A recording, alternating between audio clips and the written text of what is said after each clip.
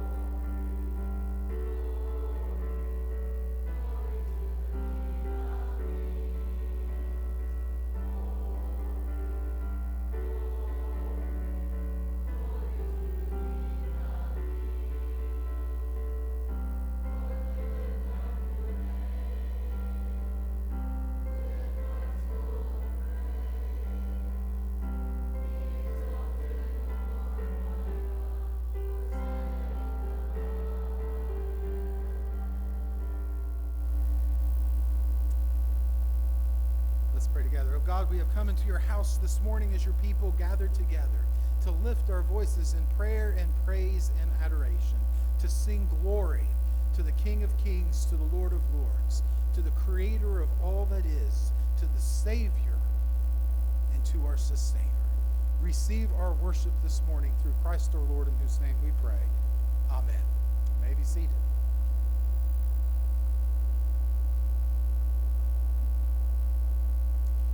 All right, a couple of announcements to share.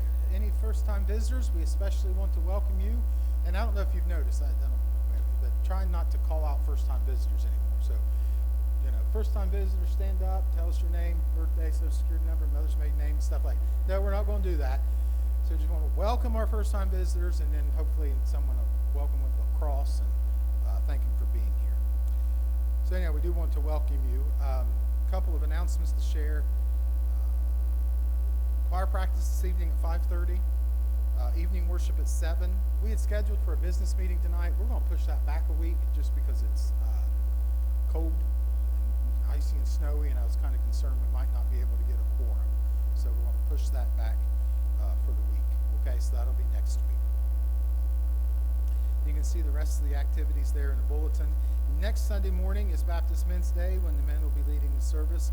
Rex is kind of organizing that up. So if you'd like to participate, you could see Rex if he's not already gotten a hold of you. I don't want to call anyone out, but what is the Webb's theme on the 31st? I'm thinking about it. Oh, gosh. Backwards night. I thought I was going to call someone. I thought you'd call someone. You were like stroking out or something. There's very wonderful, wonderful. All right, do have a couple other announcements to share. As you know, service for Roger Ramsey is this afternoon at the McWilliams Funeral Home, and that will be at 2 o'clock, and there will be a dinner to follow. So if you have any food to drop off, you can do that beginning at 1 o'clock today. This afternoon from 4 o'clock until 6 o'clock are the calling hours for Lindsay Channel. That's Sherry Channel's granddaughter. There are no formal services for her, just simply calling hours from 4 to 6, and then like maybe an informal prayer or something at the end of that. And that's at the R.M. Williams on Broadway. On Monday, tomorrow, are the calling hours for Sharon Jordan. Dick, do you remember the time? 5 to 8. Okay. 5 to 8, and then funeral service for Sharon is on Tuesday at 1 o'clock. And then also there'll be a funeral service for Lester Feathers here at the church on Friday. not sure of the time yet, but that's a little ways off, so we can talk about that. But we will have a funeral dinner. Be a funeral dinner after Sharon's services on Tuesday, and then also a funeral dinner after Lester's services on Friday. His services will be held here at the church, and then a dinner to follow. And so, when I talked to the family, we talked, and we just determined Friday. We hadn't decided the hour yet. I'll let you all know Wednesday. I'll put a call out, let you know Wednesday about the time. Any other announcements this morning? Audrey?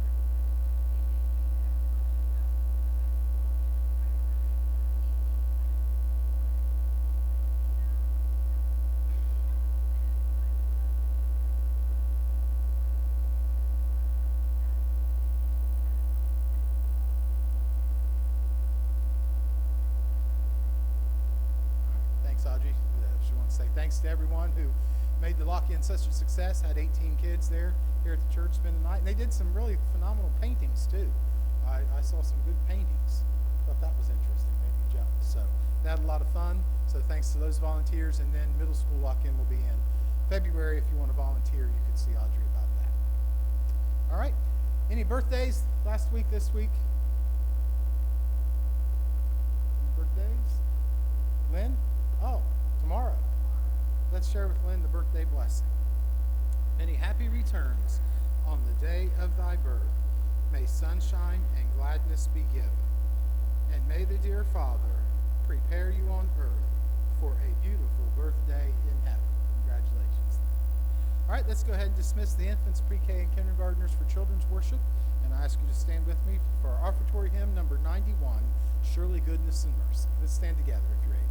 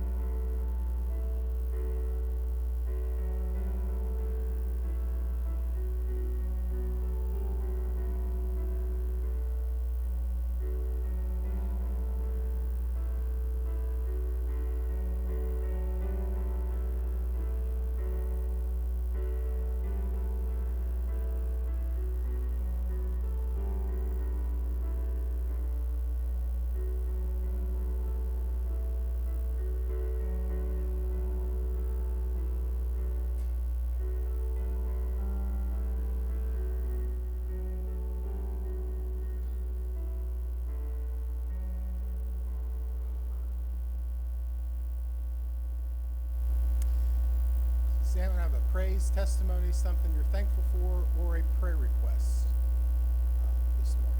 Tom? Family of Martha McCoy. Ali?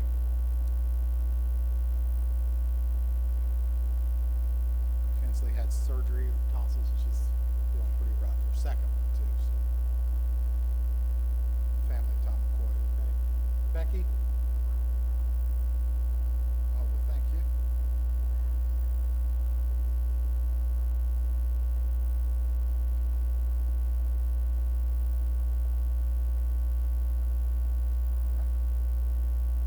Meg?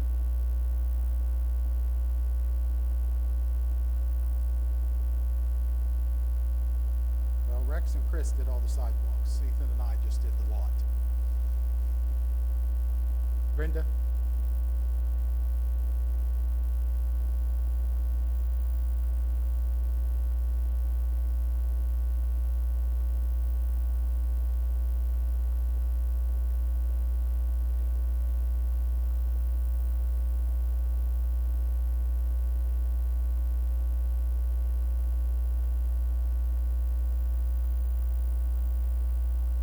Oh, wow.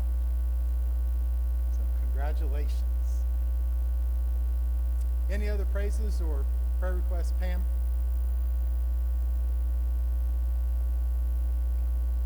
Eli? Nathan?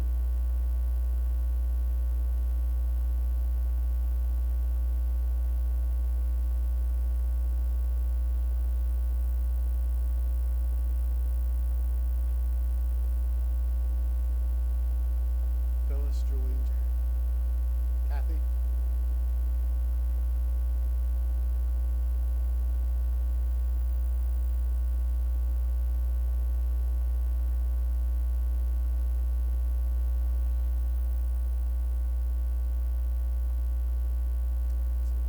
Keep Pat as she continues to fight her illness, and also Bentley.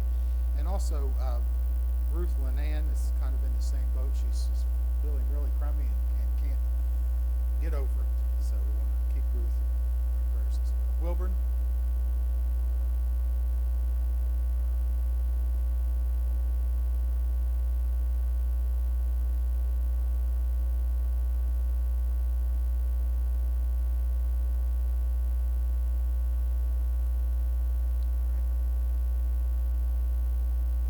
Dick? All right, Bobby? Bobby Simmons? Becky? Darlene? Is that you?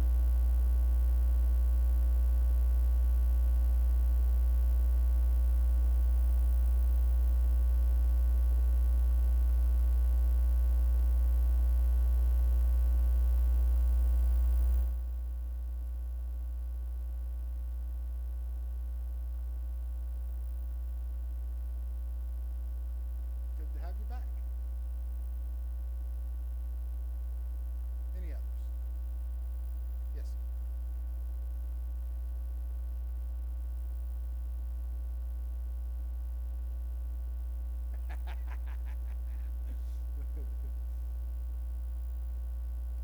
All right, Tom, would you come forward and lead us in prayer, please?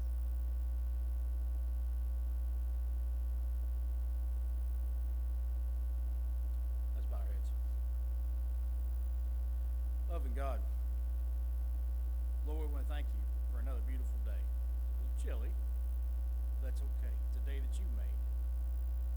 We thank you for the opportunity to come here to this building with your church family, and where it's warm, Lord, to worship you. We thank you for warm homes. We thank you for this church family. We thank you for everything that you've done for us. Lord, we thank you for being our creator, our savior, and our sustainer. Lord, this morning we'd also like to lift up all the prayer requests that were made, spoken and unspoken. Lord, there's been a lot of death this week. There's been a lot of sorrow. There's been a lot of pain. And it seems like no matter what we say, we don't ever make it better. Sometimes we just make it worse. Lord, we ask that you give a comfort and you give a peace that no one else can give. We ask you to give a comfort and peace that doesn't make any sense at all. It comes from you. And we ask that you open our hearts and show us how to comfort others. Sometimes that's just being there and just listening. So guide us, Lord, in how we can treat others. Lord, we want to lift up all the illnesses that are about. Lord, we ask that you heal people. We ask that you give them patience. Lord, we lift up all the broken relationships. We just lift it all and we lay it at your feet, Lord, because in reality, we have control over so little. And you only have control over the things that we allow you to have control over.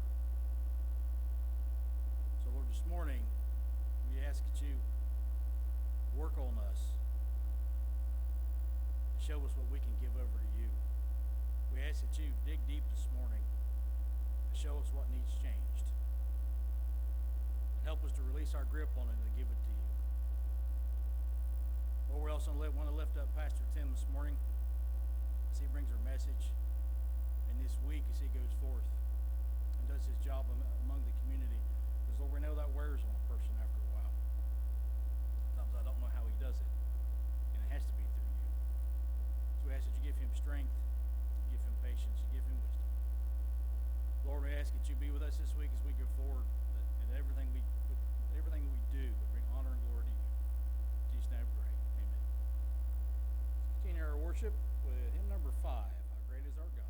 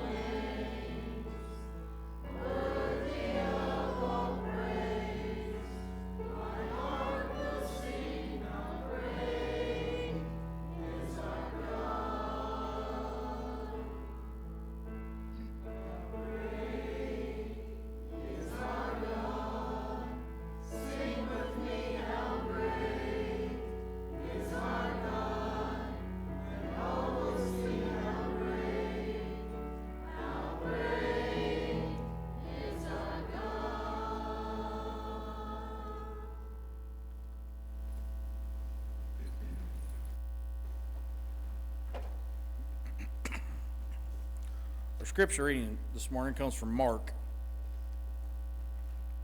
chapter 1, verses 14 through 20. After John was arrested, Jesus went to Galilee, preaching the good news of God. The time was fulfilled, and the kingdom of God has come near. Repent and believe in the good news. As he was passing along by the Sea of Galilee, he saw Simon and Andrew, Simon's brother. They were casting a net into the sea, since they were fishermen. Follow me, Jesus told them, and I will make you fish for people. Immediately, they left their nets and followed him. Going on a little further, he saw James, the son of Zebedee, and his brother John. They were in their boat mending their nets. Immediately he called them, and they left their father Zebedee in the boat with the hired men and followed him. May God bless the reading of his word. After the choir sings, we'll dismiss the children's grades 1 through 4 downstairs to children's worship.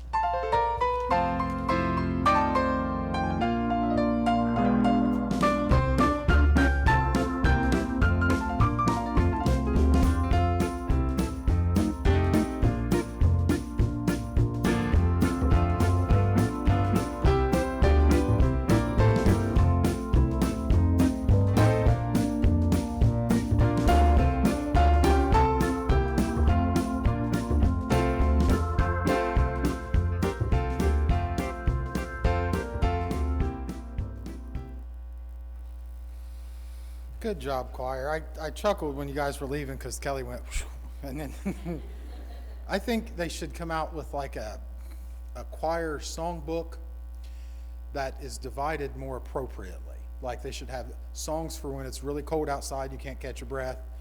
Songs for when your allergies are all rared up and you're singing lower than you're supposed to. Don't you think that would be a good songbook? Songs that everyone knows, because when people just don't really want to sing. So our passage this morning from the Gospel of Mark. In the Gospel of Mark, Jesus has a tendency to often be in a hurry. It's the shortest gospel, it's the earliest gospel, and things progress quite rapidly. So often King James says, straight away this happened, and straight away this happened. But if you think about it, though, in the grand scheme of things, Jesus' ministry was extremely compact. I've been taught that a lot of times you don't really begin to pastor after unless you've been there for at least 5 years and can build the trust of people. Well, Jesus' ministry was a lot more compact than that. And what struck me as I was looking at this passage, and maybe it's just me this week, but so as the Mark starts out, so we have Jesus baptized, right? So he's baptized, and then immediately in verse 12, the Spirit drives him into the wilderness. So he's in the wilderness for 40 days, being tempted by Satan. And then so he's in the wilderness for 40 days, and then his first cousin, predecessor in ministry, John, gets thrown into jail. So he was baptized, he was in the wilderness, his friend's thrown into jail, his cousin, and now what does Jesus do? Jesus gets to work. After John was arrested, Jesus went to Galilee preaching the good news of God. And it made me stop and think about how so often in our own lives we want to wait. We want to do stuff when we get around to it, or when the opportunity is right, or when we have time. And the fact of the matter is, the opportunity will never be 100% correct, and we'll never have enough time. The fact of the matter is, life moves on. And have you ever just wanted to just wish that things could just stop for a day? But it doesn't. And so we've got to figure out as followers of Christ how we're going to function in that, and how we're going to continue to be faithful as life continues to move on around us. And I think it's summarized by, when I was in seminary, I had a professor, and it's back when I went to do some doctoral work. She was absolutely wonderful, okay? She was very nice, she was very empathetic, and now that I think about it, it was like homiletics or something. But anyhow, I had an assignment due. It was a paper that was due. And I had all intentions of working on it, and life happened. At this time, I'm pastoring full-time, trying to go to school. Audrey's working. Christopher's born. He's about 2. Ethan's just a few months old. And then someone passes away in church, and it was a bad situation, and it just totally took up all of my time. And so I went to her, and I said, Dr. Hartman, listen, I really apologize. Is there any way possible that I could turn that paper in a day late? I said, this stuff's going on, and the kids and my wife, and had a funeral at church, and then I had to get ready for Sunday. And she was as nice, as sweet in the world as she could be. And she said, yeah, don't worry about it. You can turn it in a day late. No problem. I said, thank you so much. And she said, now, but I just want to remind you that per the syllabus, every day is a letter grade. So if it's more than 3 days late, don't worry about turning it in. It'll fail anyhow. I was like, ouch. How about a little grace here? I mean, seriously, she was just, I thought, that's harsh. And then she looked at me and she said, Sundays are going to come every week for the rest of your life as long as you're in ministry. And I turned it in a day late and took my B-, which would have been an A- had I done it on time. But I learned a valuable lesson because she was 100% correct. Sundays come every week. No matter what happened the week before, Sunday's coming and there's going to be a sermon or more and stuff. And she's just like, life happens. You got to be prepared. And that's kind of what I see going on here is for Jesus, life was happening. But he still had to be about his Father's business. He still had work to do. I mean, that's the quote when he was 12, right? I must be about my Father's business. And I'm kind of thinking, if I were Jesus here, I'd be like, well, just, Lord, I just got baptized, and I've just been in the wilderness for 40 days. John's in jail. I'll start my ministry later. Just give me a little time to breathe.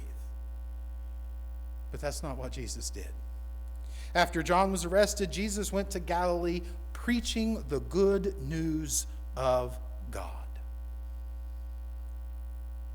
And folks, my reminder to that for us is that's kind of where we find ourselves. So many times we think, well, as soon as life settles down a little bit, I'll get back to serving the Lord. Not going to happen. And I've been told by so many people, Grandma's told me time and time again, the older you get, the quicker it goes. The days are long, the years are short. People I've talked to that have the luxury of retirement find themselves being busier when they retired than they ever were before. So we stop and say, well, I'll wait till the time is right, and then I can serve the Lord. I'll wait till the time is right, and then I can fully surrender to his calling. I'll wait till I have some more time. I'll wait till the kids are grown up. I'll wait till things are settled down, and then it will never come. And I find it interesting that what he begins to preach, he says, the time is fulfilled. The kingdom of God has come near. You see, the people of Israel were professionals at waiting. This was a group of people who waited hundreds of years, 400 years in slavery in Egypt for God to deliver them. These were people who waited through the law and the prophets, and they waited for their Messiah to come. These were people who were professionals at poring over the scriptures as they waited for the time to be fulfilled when their Messiah would come. The problem with that was they had grown so accustomed at waiting. They had grown so accustomed to anticipating that when it would happen, when it did happen, they missed it. And so Jesus is arriving onto the scene. If you notice, it's his first words in the gospel. The time is fulfilled. The time is now. The time of waiting is over. The kingdom of God has come near. King James Version says, the kingdom of God is at hand. And the meaning there now is, look, folks, the time of waiting is over. Paul later writes that now is the time of salvation, along those same lines. The time of waiting is over. The time is fulfilled. The kingdom of God is at hand. The kingdom of God has come near. The time is now. The calling on our lives is not for later, it's for now. The calling for service, the calling for us to surrender, the calling for us to care for one another, to make those amends, to practice the art of forgiveness, to set aside time for Bible study and prayer. The time is now because the kingdom of God is at hand and ready to be claimed. That's the other thing we talk about. Well, when I have more time on my hands, I'll get around to attending Wednesday night, or I'll get around to Sunday school. Or when I have more time and things settle down, I'll get around to having some private Bible study and prayer time. The time is now. The promises are here and now. The time is fulfilled. The kingdom of God has come near. Repent and believe the good news. And you know what repent means?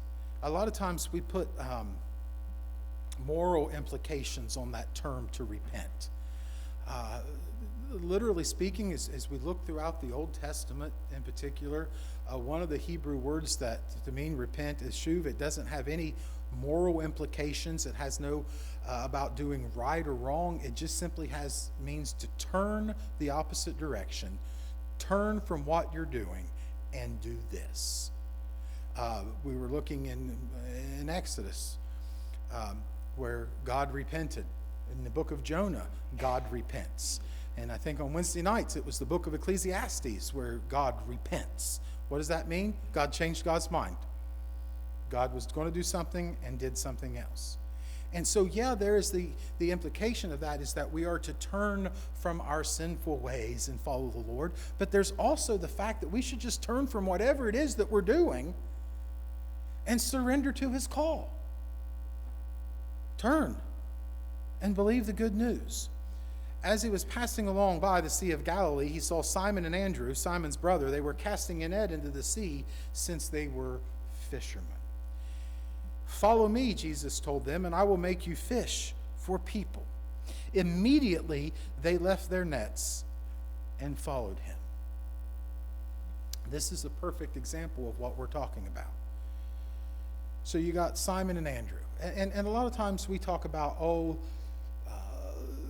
things were different in the Bible. Not quite that different.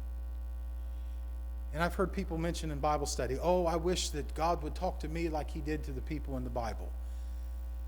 Theologically speaking, God is more personable with each and every one of us than he was with anyone outside of Jesus in the Scriptures. Because we have something that they didn't have. And that's the gift, the person of the Holy Spirit that lives and dwells not only among us, but within us. So Jesus is passing along by the sea and he sees these two fishermen, Simon and Andrew. Follow me, and I'll make you fishers of men. Immediately they left their nets and followed him. This is a hard verse for me. Because do I really believe this, and do I really believe the Bible? Do I really believe that they actually did this? And if I do really, really believe that they did this, then it brings up some stuff in here to why am I still fighting and struggling with it so much? Because it says immediately they left their nets and they followed him. You know what that means, that they left their nets? That's some very powerful implications, what those nets represented in their lives. First of all, you understand that what those nets represented was their family. It represented their culture. What do I mean by that? Well, they were brothers. And their dad was probably a fisherman. It was their culture. And so he was asking them to leave their culture. Not only was it their culture, it was also their identity. In a conversation, when we meet someone new, within 90 seconds invariably, what does the conversation always go to? What do you do for a living? What is your vocation? Well, I'm retired, but this is what I used to do. Our vocation, even in our culture, is an intricate part of our identity, of who we are as people. Jesus was calling them to leave their vocation.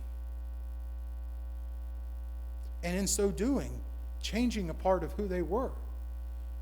No longer were they going to be so, well, I'm a fisherman. I tend the nets and we haul in these types of fish and this is what I do. Now they're following Jesus. And they want to spend the next few years trying to figure out whatever it is he's doing, which is not even revealed to them until post-resurrection. And so not only did those nets represent their culture and their families, how well do you think that would go over for Dad? Both his boys, he's expecting them to take over the family business, that type of thing, and then some weirdo comes walking along the sea and says, hey, come follow me and I'll make you fish for people. And they're like, oh, see you, Dad. family, culture, identity, and also financial security.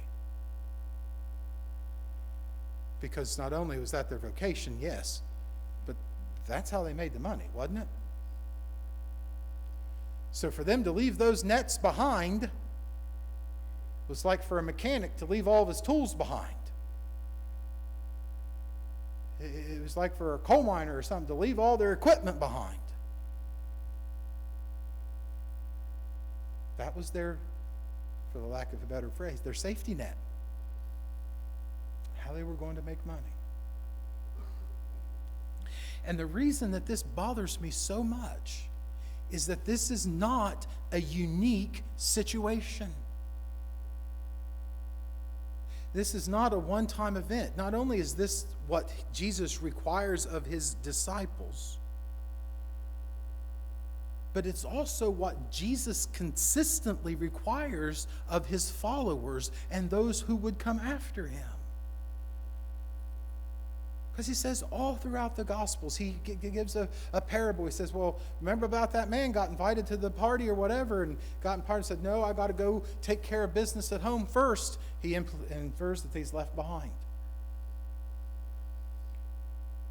Jesus says, take up thy cross and follow me. Jesus says, unless a man hateth his mother, father, brother, and sister, he cannot be my disciple. Jesus says, don't worry about and don't be anxious about anything, but lay for yourself up treasures in heaven. Jesus is consistent in this. As followers, he's saying, here's what I need you to do when you come and follow me. I need you to leave behind your family, at least as you once knew it, your culture, your identity. Because now, and Paul continues, he says, now there is no Jew or Greek, male or female, slave nor free, for we are all in Christ. If that's not leaving the culture, I don't know what is.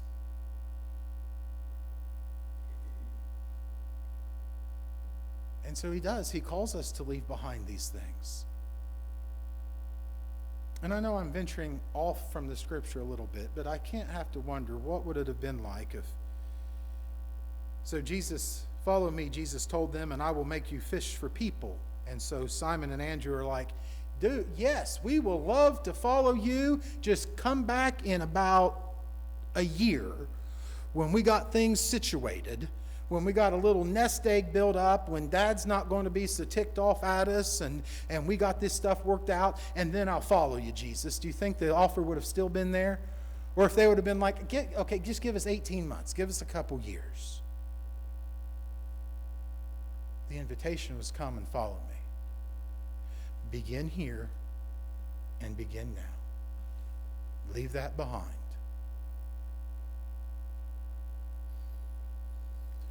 Or also wonder, what if Simon and Andrew would be like, oh yeah, Jesus, we're going to come follow you. Just let me go ahead and put this this little fishing net here in a storage locker just in case this don't work out. Or better yet, I'll come follow you, but I'm going to bring the fishing net with me. Just in case. You see, that's what we do, guys. We're like, yeah, I'm going to follow you, Jesus, but I'm going to take first of all, I'm going to take this, and this with me, because that's not going anywhere. That's part of who I am. I'm going to take my pride. I'm going to take my dignity. I'm going to take my status. He's like, hey, leave that behind. Or we're more like, yes, Jesus, I'm going to come follow you, but I'm just going to have to finish some of this business first.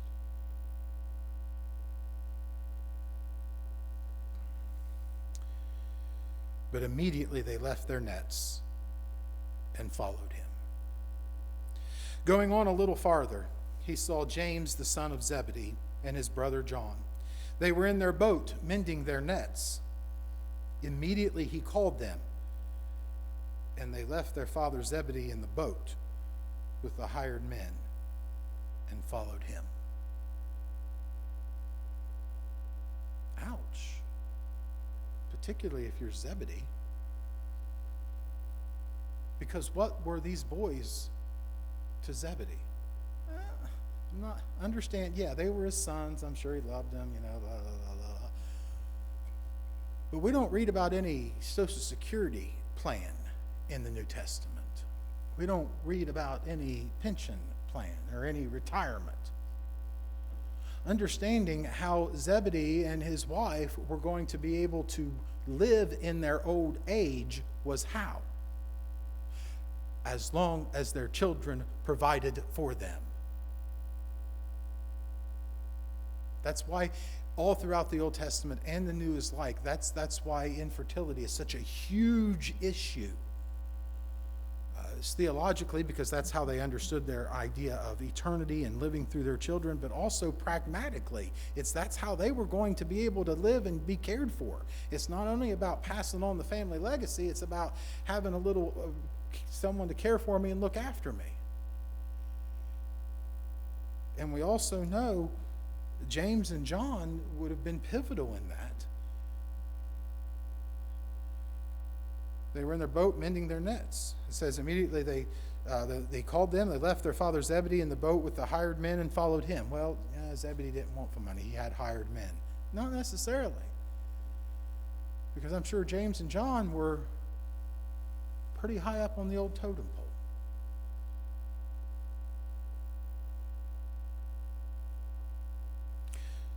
So the question then, after I studied this passage and wrestled with it this week, is just simply yes. It's simply this. What am I waiting for before I fully do what God has called me to do? What am I trying to carry with me that God has said leave behind? Or another way of phrasing is, what is it that's holding me back from fully surrendering to the calling of Christ? And it's not necessarily always these horrible, sinful things, guys. Yes, sometimes it is. But not always. Sometimes it's good things. And God is calling us to put the good things behind us for the better things ahead of us. There was nothing wrong with Simon and Andrew and James and John being fishermen. It was a good career. It was a good vocation. It provided for them and their families and the economy of the area. But God called them to leave that for something greater, to be fishers of people. There's nothing wrong with being a dutiful son and doing and like James and John, but Jesus called them to leave their nets and their father and follow him. That calling was not unique to them, because that calling has been extended to all of us as believers in Christ. And the requirements of that calling were not unique to them either. The requirements of that calling are the same for us. Oh yeah, we can follow and still carry all that baggage with us, but my oh my, it holds us back. Oh, how it holds us back. Immediately they left their nets and followed him.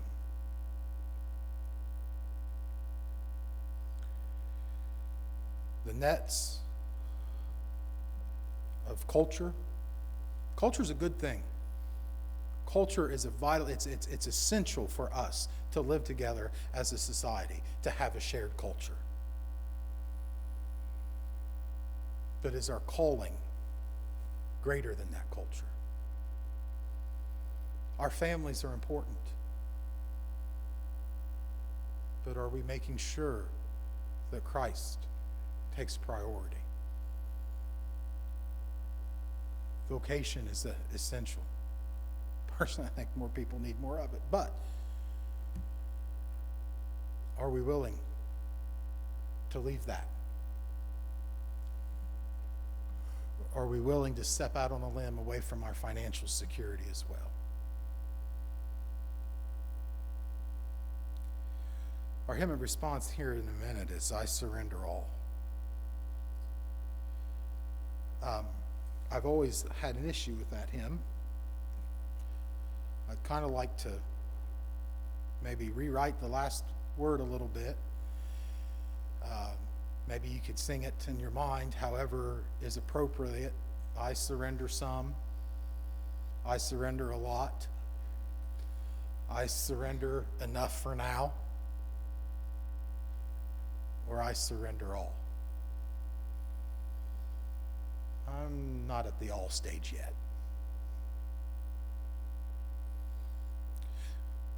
Or maybe I'm surrendering more than yesterday, but not as much as tomorrow. Let's pray. Loving God, we praise you and thank you for your call in our lives. And we humbly confess for those areas that are still holding us back from fully embracing that. And we pray that as you reveal them to us, we may be more willing to loosen our grip on those things that inhibit us from fully serving you. I pray if there's anyone here who's never made a profession of faith, that today may be the day. And I pray that all of us may find ourselves loosening those grips just a little more as we seek to surrender all. In Christ's holy and wonderful name we pray. Amen. Hymn response number 433. Let's stand together if you're able.